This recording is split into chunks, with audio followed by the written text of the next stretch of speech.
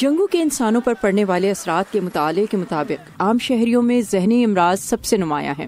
عالمی نفسیاتی ادارے کی ریسرچ کہتی ہے کہ اس ذہنی دباؤ سے عورتیں اور بچے زیادہ متاثر ہوتے ہیں، جبکہ عمر رسیدہ اور اپاہج لوگوں میں بھی جنگ کے زمانے میں ذہنی بیماریاں نسبتاً بڑھ جاتی ہیں۔ کلیئر وٹنی موصل میں انٹرنیشنل میڈیکل کارپس کی جانب سے ذہنی اور صحت عامہ کی سہولیات فراہم کرتی ہیں۔ بہت سے لوگوں کے پاس محفوظ جگہ تک رسائی، ذریعہ معاش کے مواقع نہیں، تو ہم ان کی تمام ضروریات کو سمجھتے ہوئے ایک ایسی جامع حکمت عملی اپناتے ہیں جس سے ان کی تمام ضروریات کا احاطہ کرتے ہوئے سہولیات فراہم کی جا سکیں۔ جن کو نفسیاتی مدد کی ضرورت ہے انہیں ہم ان کی ضرورت کے مطابق مؤثر مدد فراہم کرتے ہیں۔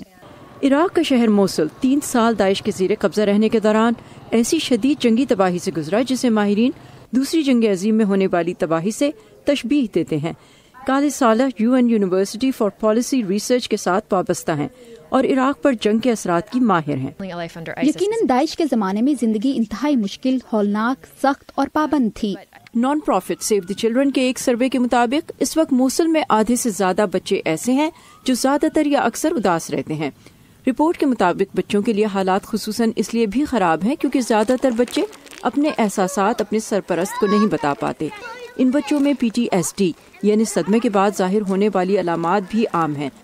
پچھلے سال 7 سال کے مصطفیٰ کو بھی PTSD تشخیص ہوئی۔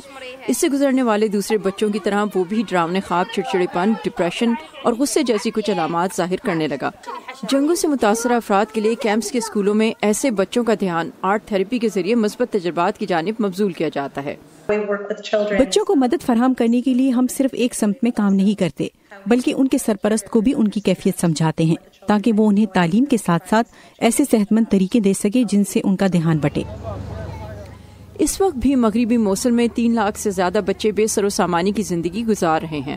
جنگ کے خاتمے کے بعد اب جبکہ عراقی حکومت کیمپوں میں بنے اسکولوں کو ختم کرنے کا کہہ رہی ہے، ایک نئی فکر امدادی اداروں اور تھنک ٹینکس کے ماہرین کے ذہنوں میں ہے۔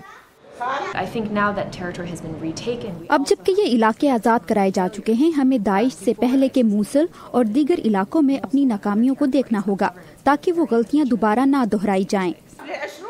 ماہرین کے مطابق تعمیر نو کے لیے عراق کو وعدہ کی گئی عالمی امداد کے $30 ارب میں سے اگر صرف 0.5% بھی عراقی بچوں کے ذہنی، تعلیمی اور سماجی ضروریات پر خرچ کیے جائیں تو شاید عراق کے مستقبل کے لیے اس سے بہتر سرمایہ کاری نہ ہو۔